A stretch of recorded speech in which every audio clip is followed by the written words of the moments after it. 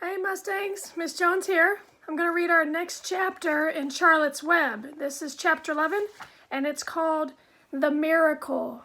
Now if you remember, chapter 10 ended with Charlotte she had her big web, but she took out the middle section. I'll read the last paragraph. It says, Charlotte tore quite a section out of her web, leaving an open space in the middle. Then she started weaving something to take the place of the thread she had removed. When Templeton got back from the dump around midnight, the spider was still at work. Chapter 11, The Miracle. The next day was foggy. Everything on the farm was dripping wet. The grass looked like a magic carpet. The asparagus patch looked like a silver forest. On foggy mornings, Charlotte's web was truly a thing of beauty. This morning, each thin strand was decorated with dozens of tiny beads of water. The web glistened in the light and made a pattern of loveliness and mystery, like a delicate veil. Even Lurvy, who wasn't particularly interested in beauty, noticed the web when he came with the pig's breakfast. He noted how clearly it showed up, and he noted how big and carefully built it was. And then he took another look, and he saw something that made him set his pail down. There in the center of the web, neatly woven in block letters, was a message. It said, "Some pig." Right there. Some pig. So she was writing a message in the middle of her web. I wonder why she would want to do that. Lurvy felt weak. He brushed his hand across his eyes and stared harder at Charlotte's web. Can't believe it. "I'm seeing things," he whispered. He dropped to his knees and uttered a short prayer. Then, forgetting all about Wilbur's breakfast, he walked back to the house and called Mr. Zuckerman. There's a picture there of the web that says, "Some pig." "I think you'd better come down to the pig pen," he said. "What's the trouble?" asked Mr. Zuckerman. "Anything wrong with the pig?" Not exactly," said Lurvy. "Come and see for yourself." The two men walked silently down to Wilbur's yard. Lurvy pointed to the spider's web.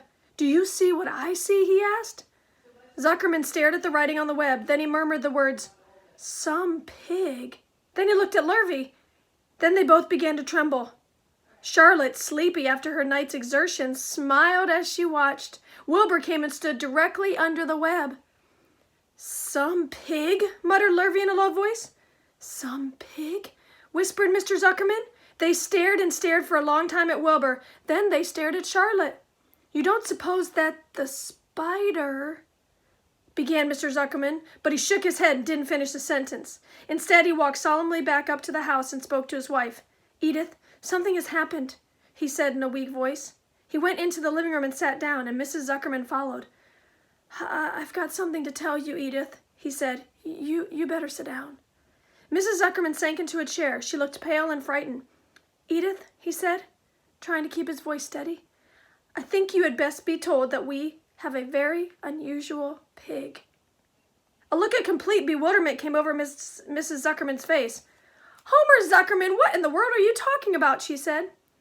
"This is a very serious thing, Edith," he replied. "Our pig is completely out of the ordinary." "What's unusual about the pig?" asked Mrs. Zuckerman, who was beginning to recover from her scare. "Well, I don't really know yet," said Mr. Zuckerman, "but we have received a sign. Edith, a mysterious sign. A miracle has happened on this farm. There is a large spider's web in the doorway of the barn cellar right over the pig pen, and when Lurvy went to feed the pig this morning, he noticed the web because it was foggy.